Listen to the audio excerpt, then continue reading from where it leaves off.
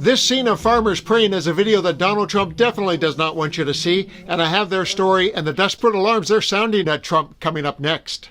In another video that the Donald definitely doesn't want you to see, CNN's Harry Enten breaks it down with mentions of weak, the wrong track, and very, very bad. Have a look for yourself at Trump's tragic trajectory. I would just say this: Donald Trump was hired or rehired to fix the economy, and Americans don't like what's cooking with the economy. They think the economy is weak, weak, weak. What are we talking about? U.S. economy is getting worse. You go back to November of 2024, it's 42%. Look at where this number is now in September of 2025. This is September. This is September. Right now. This is right now. 56%. And get this, just 27% of Americans think the economy is getting better. 27 is much lower than 56. 56, the clear majority of Americans think the economy is getting worse. This is no bueno. That's the economy. What about jobs specifically? Okay, so, we've been talking about the economy generally, and oftentimes when we're talking about that recently, we've been talking about inflation. But let's talk about jobs, because jobs is becoming a weak point in the minds of the American public. On jobs and unemployment, we are on the wrong track or the right track. Back in January, the plurality said right track, 40%. Wrong track was 32%.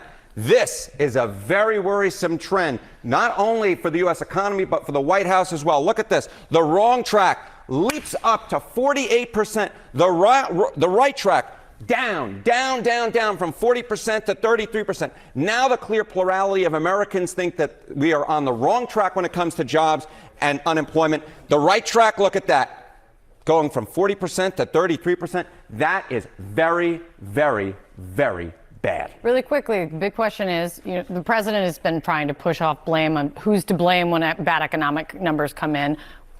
How do Americans feel Trump is doing? Okay, so this to me is, if you're in the White House, what a worrisome trend. Okay, net approval, jobs and employment, December of 2024. Joe Biden was underwater at -8 points. Donald Trump gets in, he goes up, +9 points net approval on jobs and employment. But look at where Donald Trump is now, -13 points. What is that? That's a 24-point drop since January of 2025. And get this, Donald Trump was hired to fix the economy, but when it comes to jobs and employment, look at that, -13. That is worse than Joe Biden was doing in December of 2024. Joe Biden, who of course was in the basement, and yet Donald Trump is even lower down than him. You can barely get an elevator that goes that low, Kate Baldwin.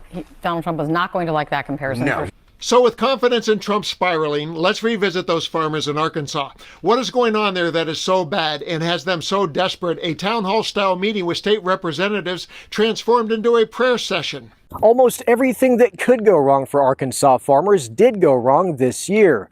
And it's so bad that many are facing bankruptcy or even the closure of farms that have been passed down for generations.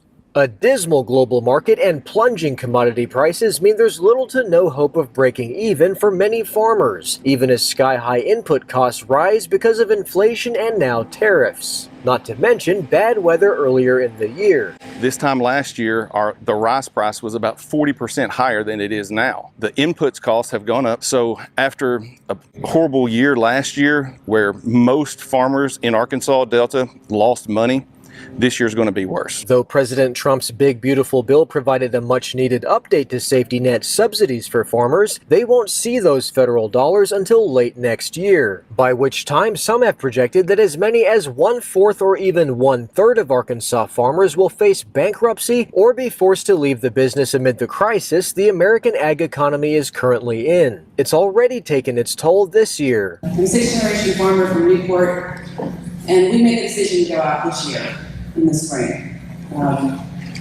So my son will not be the seventh generation on our farm. 5 of my customers have committed.